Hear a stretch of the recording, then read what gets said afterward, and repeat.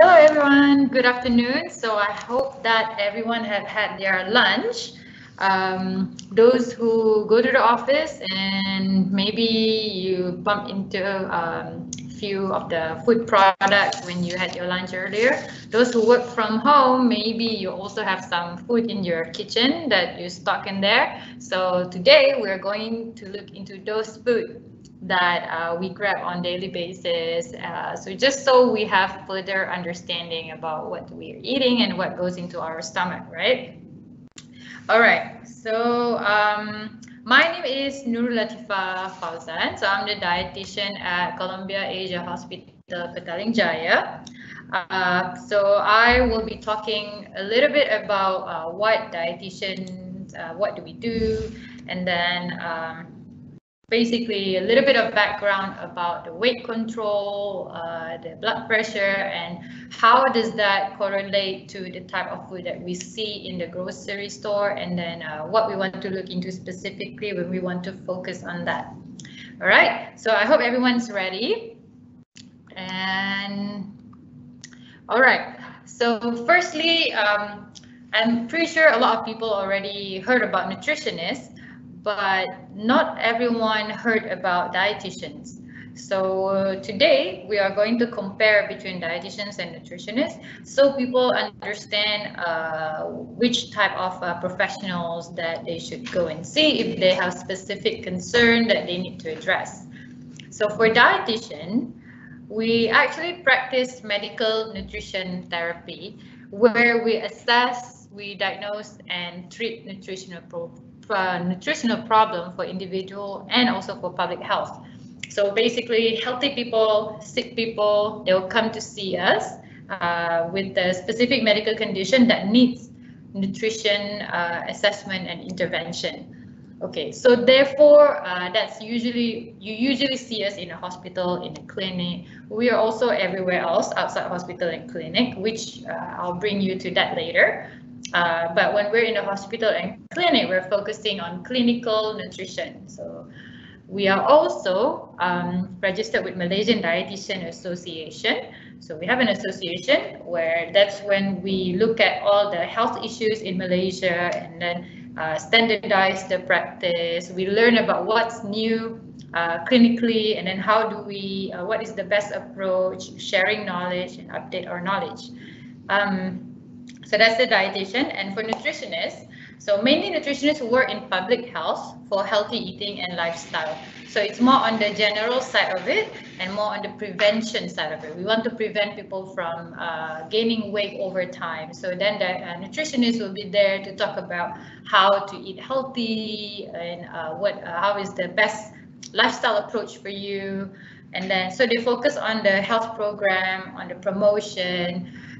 And then they don't call themselves a dietitian, they will call themselves as a nutritionist. So that's sort of like a same but different. Okay, so that's between dietitians and nutritionists. And okay, this is basically what dietitians do. For me personally, I will be involved in the middle picture. In the hospital setting, we have our inpatient food, the food that goes in the ward. So that's actually been assessed, and we have looked into the micronutrients, the macronutrients, to make sure that every patient that with specific needs, we cater for that. And then in terms, let's say diabetes patient, we know that we need to limit the carbohydrate. And then they also need like extra vegetables. And then also so many other patients that have different restrictions. So that's why in the hospital kitchen, the dietitian will work closely with the chef. So we also have chef. So with whether the patient needs diabetic diet or the patient needs low salt diet or low fiber diet. So those are very specific needs that we need to cater. Second one on the right is the more commonly roles of dietitians. If you see patients who cannot eat and then they need to use that tube that goes into their nose and then all the way inside their stomach, So usually dietitians will do all the calculation and will find out like what kind of product, what kind of how much should we put into that tube, so that we'll make sure even though the patient cannot eat like normal, nothing goes into the mouth, or maybe a little bit go into the mouth, then at least the patient is nourished when we use that tube feeding. So that is to ensure that, so that any medical treatment, we also have to look at the medical treatment that's ongoing at that time. So we have to make sure that, okay, we provide medically in terms of the medication, and in terms of the nutrition also we can deliver at the same time. Okay, so the next one on the top left, you can see giving talk. So like as in right now that we're doing webinar.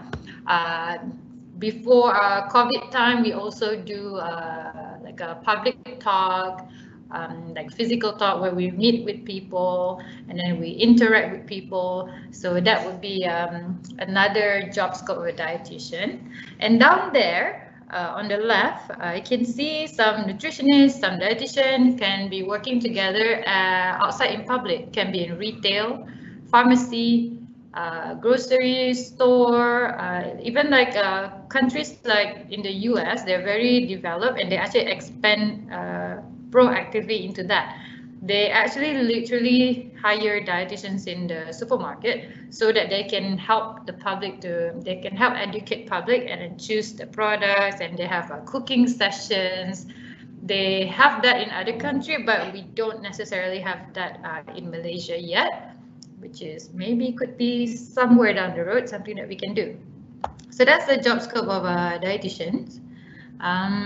Let's go for the next one. Okay, today we want to focus specifically into weight management and heart healthy when we look at our food label. So the weight management, when we talk about weight management, first we want to look at the calorie. Okay, it has, if you see there, it's got fat, carbohydrate, and protein. Okay, and then your appetite, your hunger, all that feelings that we're feeling when we feel like we need to eat something, the crave, all that we want to look into fiber and protein specifically.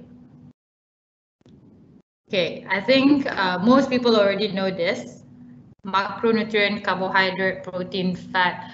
So, but we need to be aware that some carbohydrate, some group, like in between of carbohydrate and protein, they share. So if you have diabetes, for example, you have to keep in mind eating legumes or beans. It's good, it's got protein and carbohydrates and not just protein only.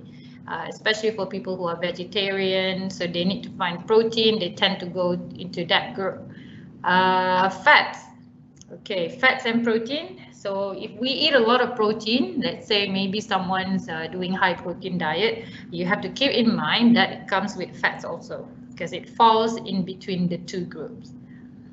Okay, that is just the general understanding about the macronutrient that contribute to the calorie. Okay, then we also need everyone to be aware of their body mass index. Basically, we have two criteria. One is by WHO, one by Asian criteria.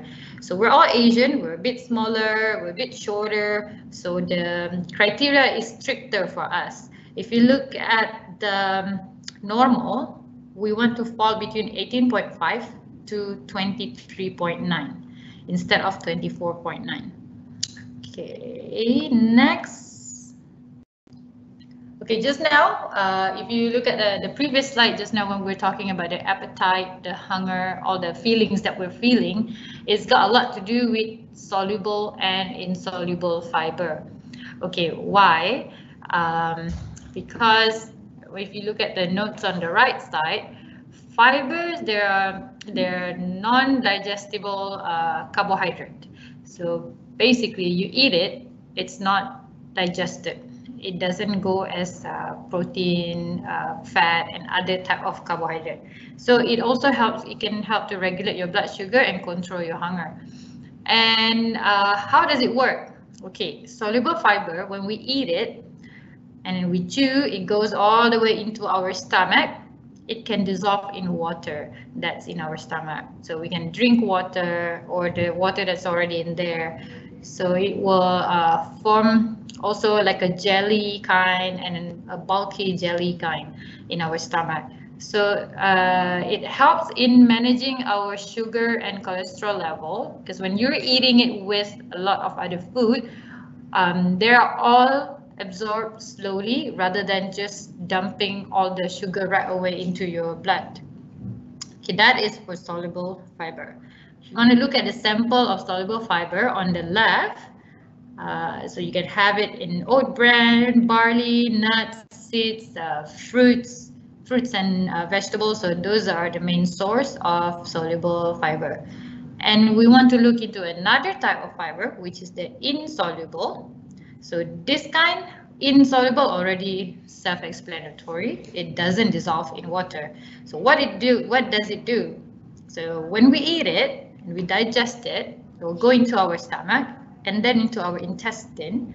So the movement, it can help the movement in our intestine and form bulky consistency. So it can manage constipation. So for those who have constipation, you can eat, you can slowly increase your insoluble fiber, but you also have to drink water in the same time so that it can move smoothly. So where can you find it? All right, you can find it in a whole wheat, whole grain product, vegetables, wheat bran. So those are type of food for insoluble fiber that you can find. Other than that, we want to know, because we will look into this fiber in our food labeling later on. So that's why it's important to know, why do we even want to look at it in the first place, right? Okay, so it can also help lowering your risk for heart disease, diabetes, and metabolic syndrome. Metabolic syndrome, basically everything that hormonal related that can contribute to diabetes, hypertension, heart problems, all that. So that's why we want to tackle all this if we choose the right food. Okay. This is, well, not necessarily that we have to understand all of this. Basically, this slide is just for everyone to have an idea what kind of hormones that's in our body that involves in our appetite. So oftentimes people always talk about insulin, people always talk about leptin. They're less worried about, they're too focused into a specific type of gut hormones. So we want people to know that there are a lot of other hormones in our body that affect it. So we need to regulate our health as overall and not simply looking into one specific item or hormones or food per se. Okay. Okay, and then okay, that's about weight management when we talk about weight, calorie, protein, and fiber and fats. Okay, now another section is we want to talk about heart healthy, which involves your blood pressure, which involves your sodium, which is our salt, and also our fat and fiber intake. All right. So these are three things that we want to narrow down and drill into. So why do we want to talk about salt? Why do people say that, oh, you have to reduce your salt intake if you have high blood pressure? Okay, this is kind of just the summary of how it works. If you see the salt, it's actually regulated by your kidneys. So your kidney act as the filter, as the regulator. It works so hard to make sure that the salt and the water and everything else in your body is balanced. Okay, so why does it work and how does it work is by regulating the amount of water in your whole body. You see the first top one. So the amount of water affects the volume and the pressure in our blood, which affects your heart, because your heart will be the one that's pumping everything in your body. Okay, that is the first one.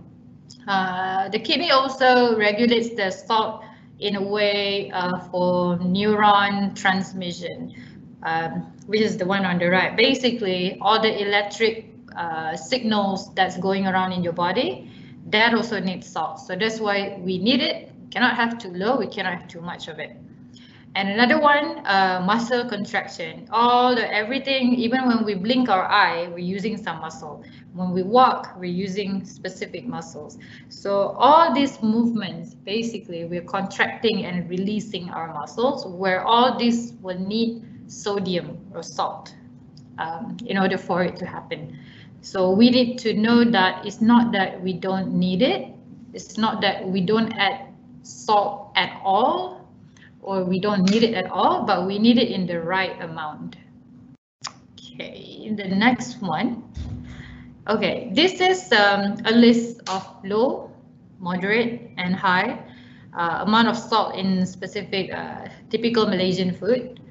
So if you look at Malaysian and Western food, if you look at the one on the left, the one that says low, so all these fruits, vegetable, oil, sugar, plain flour, the flour that doesn't have a lot of mixing in it, rice, bread, cereals, nuts, legumes. These are all common food that we eat, and you can have this on regular, normal way because they have low naturally occurring salt. It does have some sodium, but low. If you look at the moderate in the middle, we have meat, fish, egg, milk. So these have natural sodium that's in a moderate amount, and the high, the one that has really high, the one that we want to be cautious about. Maybe if we can avoid it, we want to avoid it. So we will look into one of this in our video later on. So one of it is flavoring, any soy sauce, soy paste, usually typically processed food.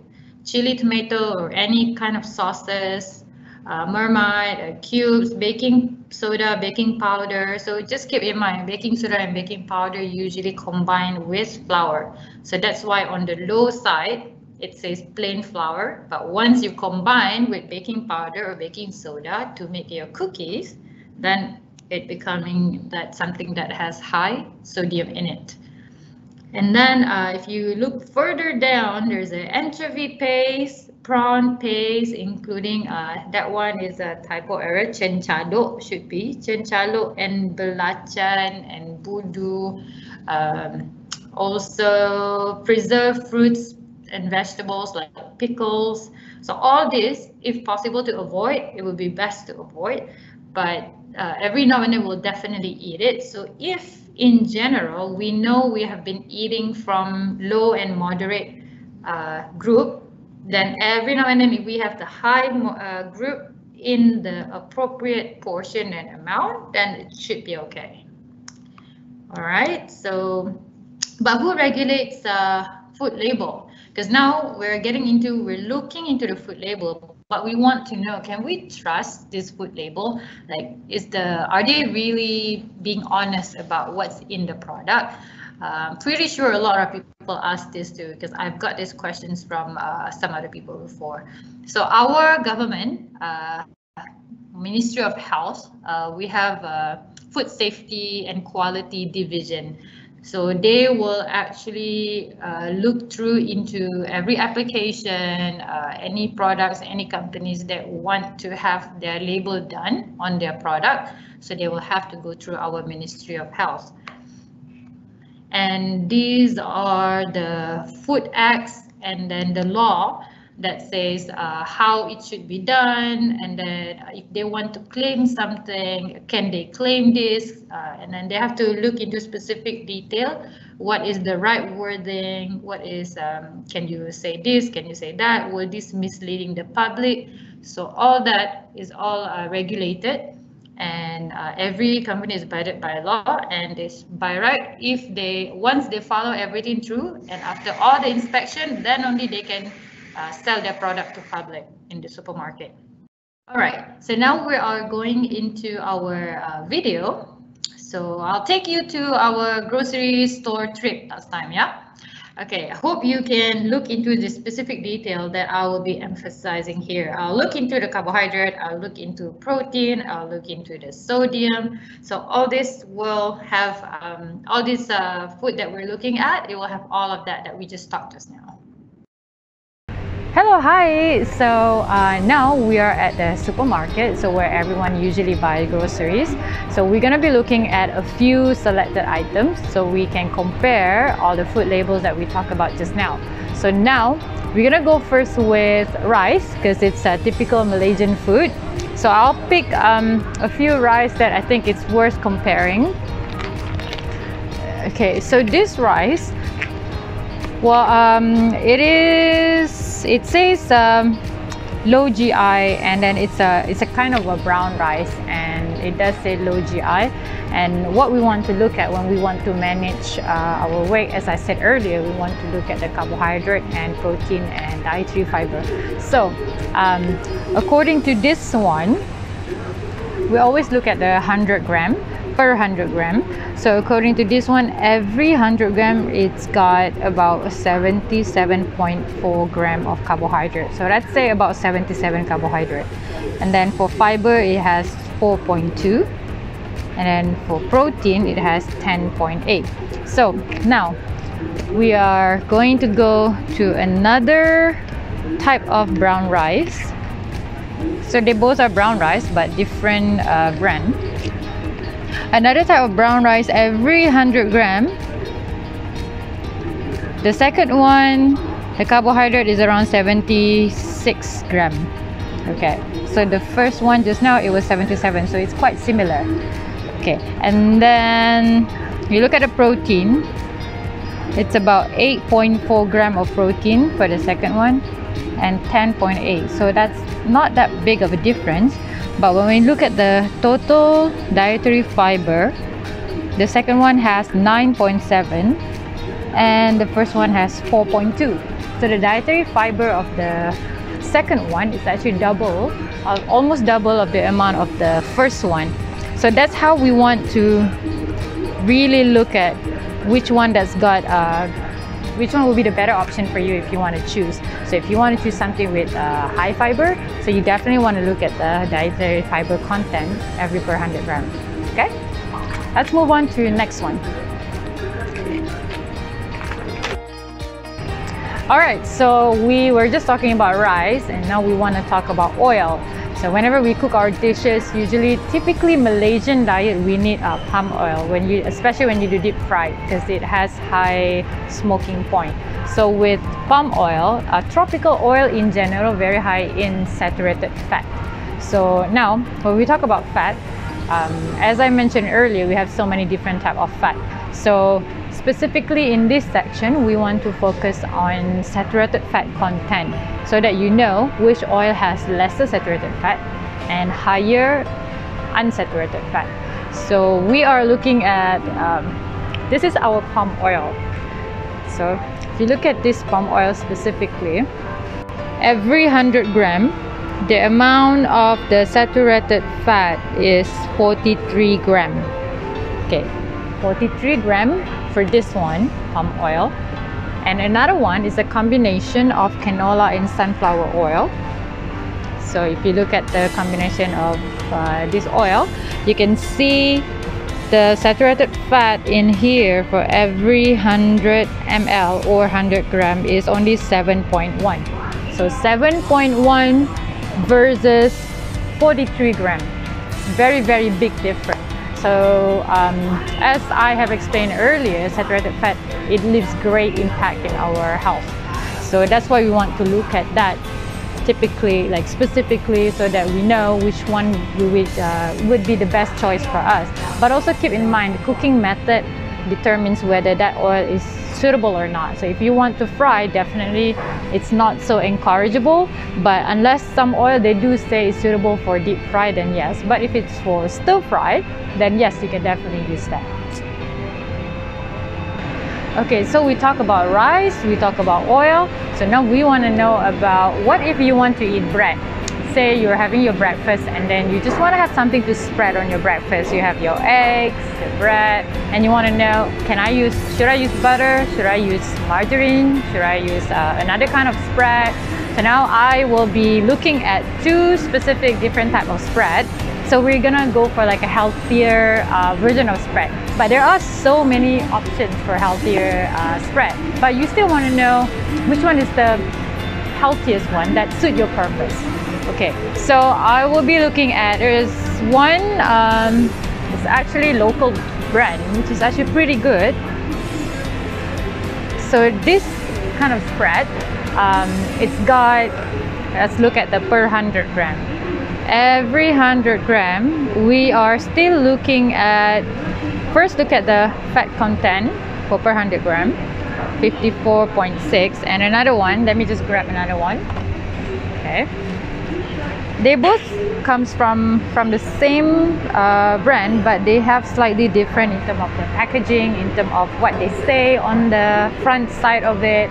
But we don't want to look at the front side first. We always want to look at the nutrition label first. Okay. Nutrition label for the first one, it says, let's look at saturated fat first. We always want to look at the saturated fat. Every 100 gram, the first one has 10.3 gram saturated fat. And the second one, it has, let's find it, every 100 gram it has 19.4. So 10.3 to 19.4 is about like 10 gram versus 20 gram, plus minus. So which means double amount of saturated fat. And you also want to look at omega-3 right here. The first one's got 2.2 omega-3. The second one has 3. So it's almost similar. It's a slight tiny different, about 0.9, 0.8, about that much. So now, like when we compare in terms of saturated fat and then omega-3, you know that the omega-3 content is quite similar, but then the saturated fat content is really different from one to another.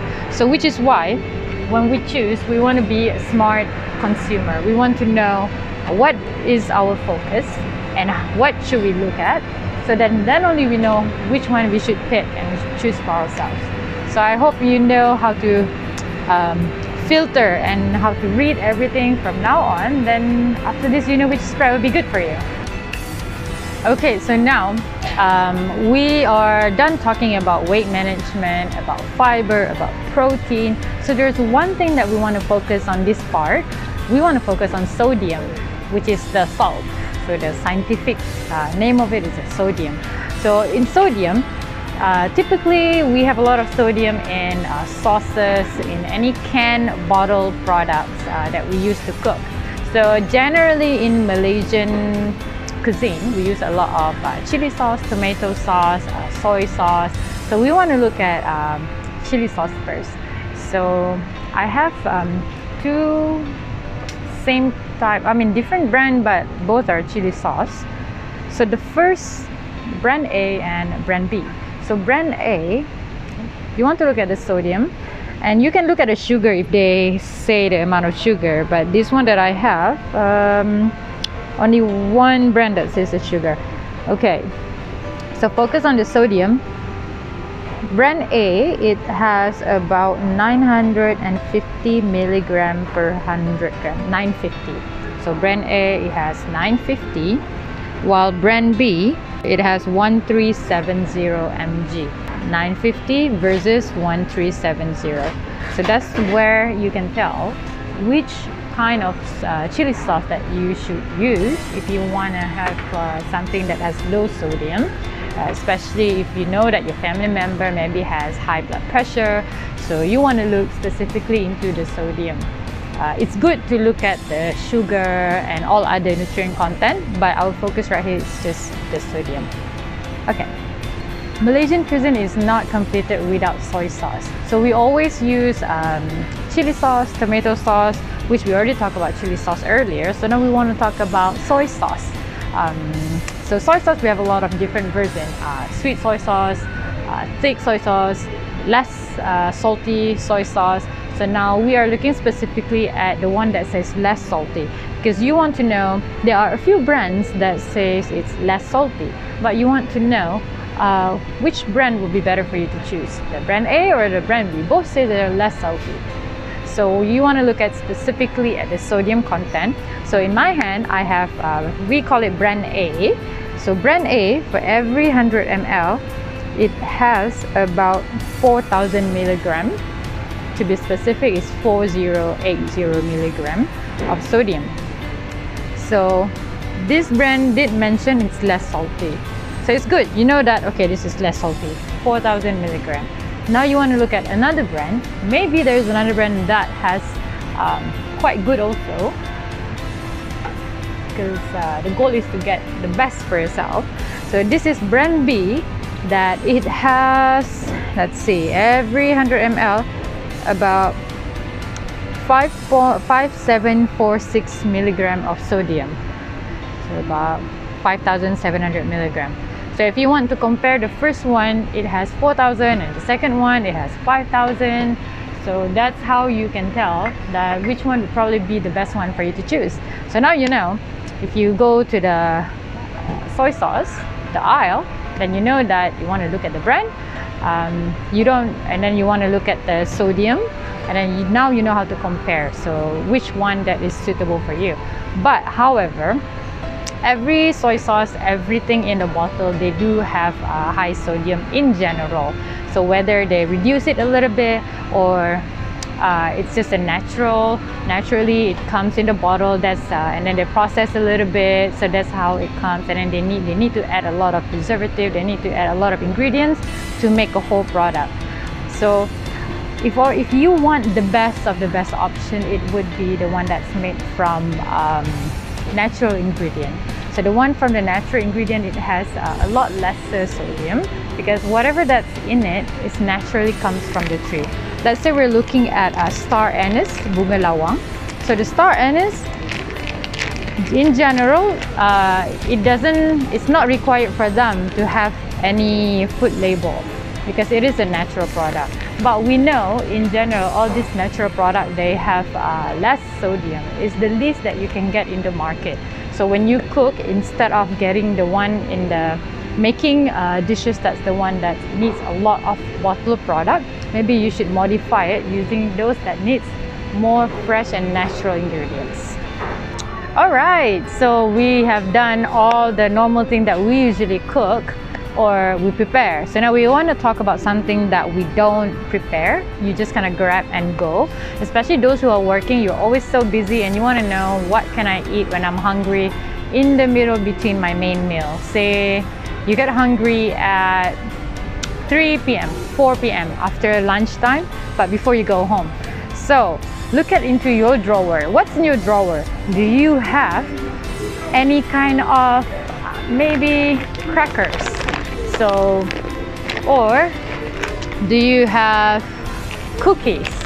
What do you have in your snacks in your drawer? So we don't want all this kind of junk food that has very less nutrient and very less protein, less dietary fiber, because not only they don't make you feel fuller, but they actually have high calorie. So you want something that has a good amount of calorie, good amount of carbohydrate, protein, and dietary fiber. So we are getting into the slightly the better side of the snacks here.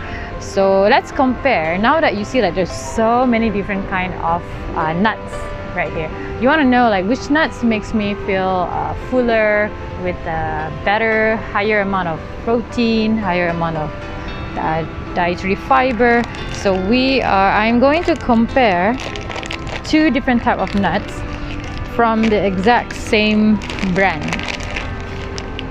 Okay, so the first nut A, every 100 gram it has 31 gram of carbohydrate, 25 gram of protein. Okay, and then nut B has every 100 gram it has 66 gram of carbohydrate and 15.7, about 16 gram of protein. So the amount of carbohydrate is double, 31 and 66. So you also want to look at the protein, as I mentioned earlier. The first one has 25, the second one has 15.7. So now you know which one that has slightly lesser carbohydrate but high in protein. So that is nut A and nut B. The only difference is the type of nuts, which is actually very important that usually people forget to look at. So now we are comparing between the one that is coated and the one that is not coated, but same kind of nut. So we're looking at peanuts specifically. So one is only roasted peanut and another one is coated, and it's like almost like crackers. So the roasted version, so it's not coated, it's just roasted. The roasted version, for every 100 gram, what we want to look at here, you want to look at the carbohydrate, the sugar, and the protein. Okay, so the carbohydrate here on the first one, for every 100 gram is about 30 grams. And for the second one, the total carbohydrate here is about, let me see, 38. So 30 versus 38 is not that far. But when we look at the, say, protein, the first one, the roasted version, has 27 grams of protein. But the second one, the coated version, it has only 18.7 grams of protein. And look at the sugar. The first one, roasted version, it has only 2.1 gram of sugar, but the second one, it has 9.1 gram of sugar. So if you take the roasted version, you only consume, every 100 gram, you only eat about 2 grams of sugar in comparison to the second one. So if you have diabetes, then those are the things that you want to consider, because you are eating nuts, but then you don't think that you would eat sugar, right? But actually it does have sugar because it's more processed and it's coated, so therefore they add in a lot of other things in at the same time. So alright, so that's our snacks. So make sure when you fill up your drawer, you're choosing the right kind of snack, so that you know that you are not exceeding your sugar recommendation, and then you also feel fuller with slightly lesser calorie. Alright, so oftentimes I do diet consultation, and I have clients who tell me that, oh, I eat oats these days. I start to eat oats because I want to be healthy. I want to lose weight, so I start to eat oats. But you want to know, if they eat oats, what kind of oat are they eating? What do you put in your oats? So you need to be very, very specific to know what goes in your oats, and what is the calorie like, what is the carbohydrate, the protein, so that you know that you are consuming the right thing. So if you look at the aisle right here, we can see a lot of different kind of cereal, breakfast cereal, and different kind of oats also. So you want to know, like, oh, which oat should I buy? So now we are comparing the 3-in-1 versus the normal oats, just raw oats that you need to. It can be instant also. Basically, it doesn't have anything added into it. Alright, so in my hands right now, I have the 3-in-1 oats. So let's look at the per 100 gram for 3-in-1 oats. Every 100 gram, it has 70 gram of carbohydrate, plus minus roughly, and then the fiber is about 5 gram, and protein is about 7.6. Yeah, so now we want to look at the oats that doesn't have anything added into it. So which will be, let's find this oat. Okay, so here when we look at the oat that has added ingredients in it, okay, now we're looking into the second oat, which is 100% oats, nothing else added into it. For every 100 gram, it has 58 gram of carbohydrate. Okay, just now we were talking about 70 gram of carbohydrate, so 50 versus 70, so that is 20 gram different in terms of carbohydrate. And we also want to look at sugar. For just the raw oat, just the oat without anything added in it, it has 1 gram of sugar, but the 3-in-1, it has about, let's see, 35 gram of sugar in it. So from 1 we go all the way to 35 when we take the 3-in-1. So that is very, very different, right? So looking at the protein, so earlier I said the one that I have, it has 7.6 gram of protein, and the second one, it has about 12.2 gram of protein. So you can see, obviously the one without anything added in it, it has a lot more better numbers in terms of the nutrition. So that's how we want to know, like, can this makes me feel full longer with lesser sugar, and or can this consider as your oats. So now that you know, like if you want to choose which oats you have, that you know that, okay, maybe I can take the one without so much of anything added into it. Then suggestion would be you can also add your own fruits. Maybe just add in one whole apple into your oats, so then you get the flavor, and then a sprinkle of nuts. So that would be a great choice for you.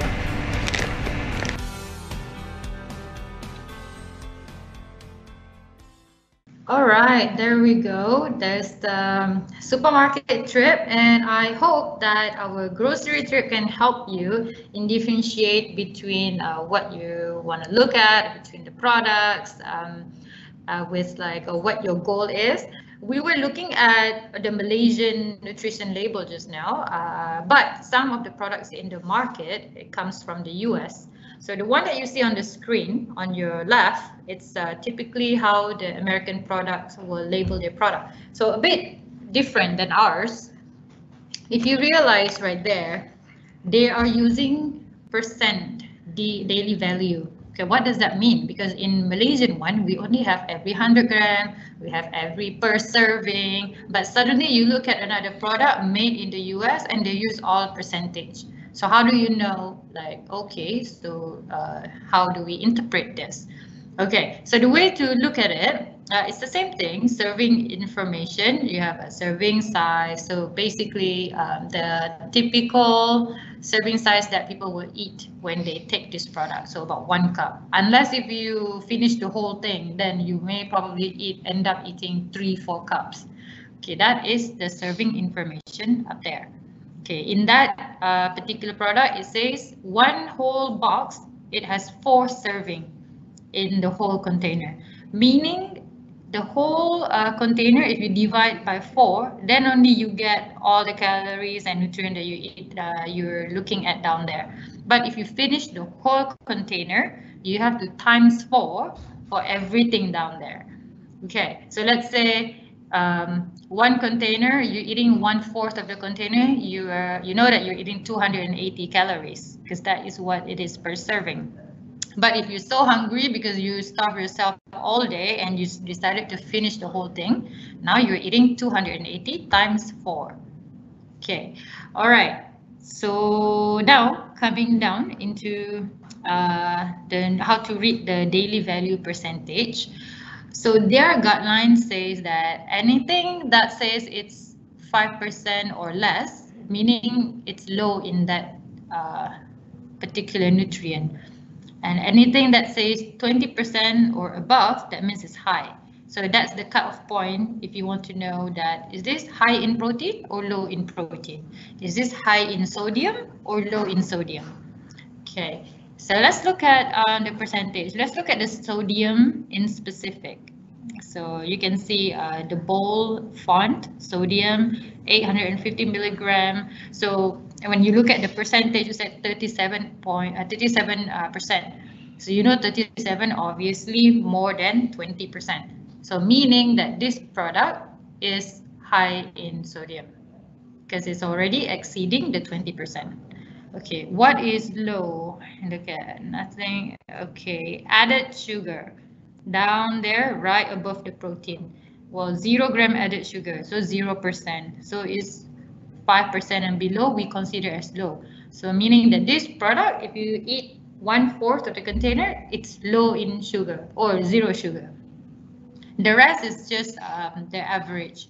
So this is basically the system that they come up in their country to make it easy for public to determine whether that particular product is high in sugar or not, high in protein or not. So it's quite easy to make a quick decision whether I should have this or I shouldn't have this.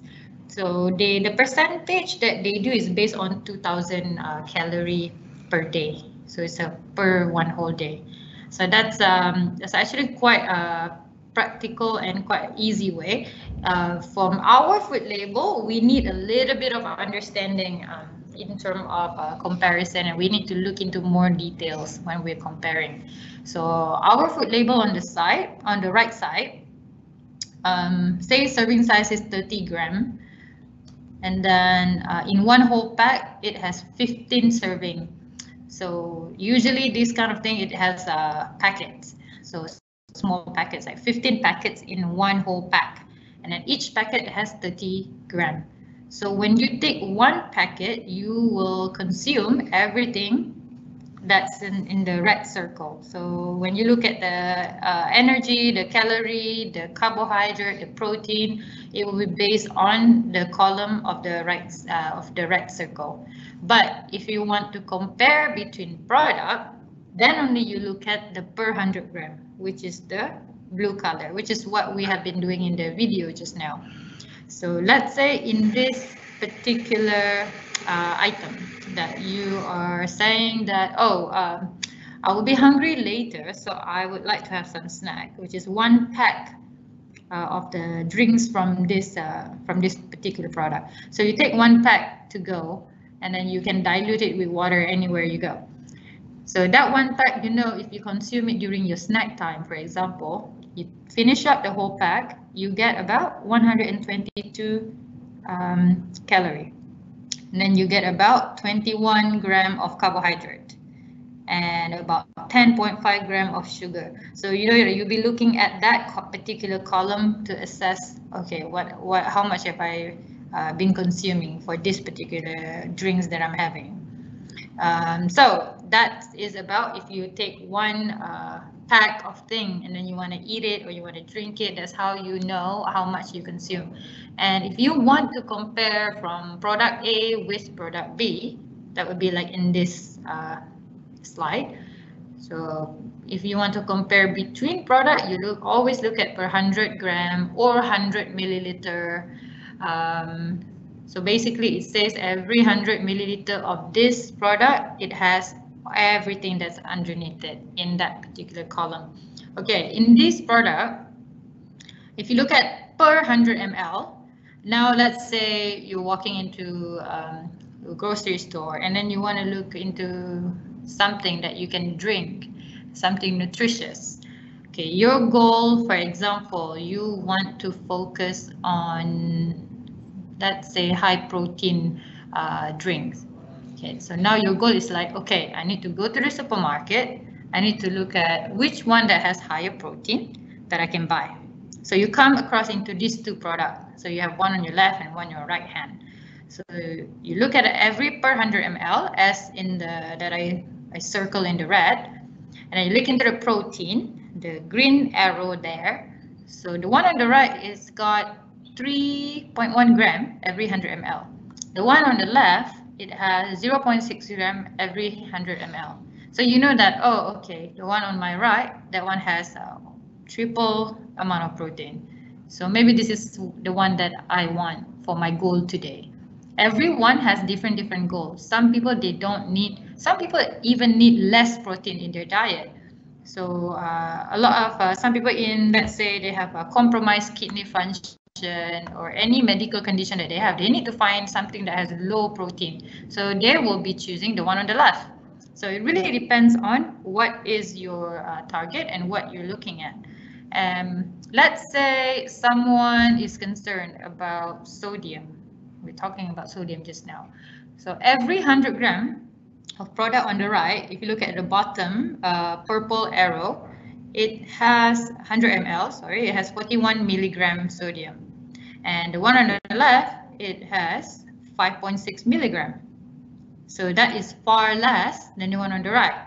So there are pros and cons in every macronutrients and micronutrients. Why? Because the source of the product, like, does it come from animal? Does it come from plants? So all this, the source of the ingredient, it gives different macronutrient and micronutrient. So therefore, the best way for you is, first you need to know what is your goal and what do you want to look at. Then, based on your goal, you look into that particular macro or micronutrient that you want to look at. Then only you choose which one will be better for you. All right, so I hope that explains how to compare based on your priority. So if you get your priority and your goal, then you know where to look for it. In general, right, those that we explained just now, they're all going into specific particular detail. But in general, on daily life, we should still stick to quarter, half concept, where half of your plate comes from fruits and veggie, and another quarter comes from your protein. It can be beef, chicken, fish, pork, lamb, anything. And then another quarter comes from rice, noodle, bread. So basically your carbohydrates. So I think everyone is quite familiar with this, but even though you're familiar with this, some people say that, oh, I do practice this quarter half, but then like, how come I never lose weight? So you want to look into what is their quarter half. Like, is it the one that has 392 calories, or is it the one that has 776 calories? So this is where we need to understand about we are practicing it, but we need to know, is that food contribute in terms of fat or in terms of protein? What kind of calorie and macronutrients that's in it? So the one on the left versus the one on the right, if you see, the one on the right has avocado. So avocado is a source of fats. So it's a good fat, not that we shouldn't have it. We should have it, but we need to balance it with a lot of other things on the plate too. So the one on the right, you can see that it has extra beans, and then extra hummus on the top, and then hummus, it comes with olive oil, chickpeas. So any oil fats like avocado, olive oil, they're good, but you always have to keep in mind that every 1 gram of fat brings you 9 calories, but every 1 gram of protein or carbohydrate brings you 4 calories. So even if you add slightly more, it's good for your health, but you also want to watch your calorie in the same time. So it has to be at the right amount. So that is also extra protein right there. You can see extra chicken. So that's where the extra calorie comes from. The one on the left, it has extra peppers. Peppers, they don't really contribute to calorie. So that's why the calorie is still low. And extra tomatoes, that doesn't contribute to calorie. But so it stays low. So the one on the left has more vegetables that don't carry calories with them. So that is also how you want to make yourself eat without, you want to eat, but you don't want to restrict too much of what goes into your plate. So you need the variety and you need the volume, but with less calorie overall, like density. So speaking of calorie density, that means you look at 2 plates, they are very full, but the calorie is different. And when you look at this one, the one on the left is full, the one on the right is just half of the glass. But how do you know which one should you choose in terms of the density of the calories? So the one on the left, it has mixed berries, low-fat plain yogurt, and sprinkled granola. The one on the right, it has fresh strawberries, and it has cream. Okay, so these two, they actually have the same amount of the same amount of calorie. But why do they look different in terms of the volume, in terms of how it makes you feel satisfied that, oh, I get to eat this, it's really amazing, rather than just, oh, I only eat this much and then it's already giving me a lot of calories. So because of the ingredient, it's made from low-fat plain yogurt, and the one on the right, it made from cream, which is more fats in it. As I said earlier, every gram gives you about 9 kilocalorie. So which is why reducing your fat can really help you to reduce your calorie easily. So that's why most of the top people always say, oh, cut your fat, like reduce your fat, because indirectly you reduce your overall total calorie. All right, so I hope that helps and explains a lot. So I thank you all so much for joining in this afternoon, and I hope to maybe see you everyone one day, or maybe one day if we see each other in physical talk, that would be great also, would be great interaction. So I hope that's helpful, and I'll see everyone maybe in the future. Bye.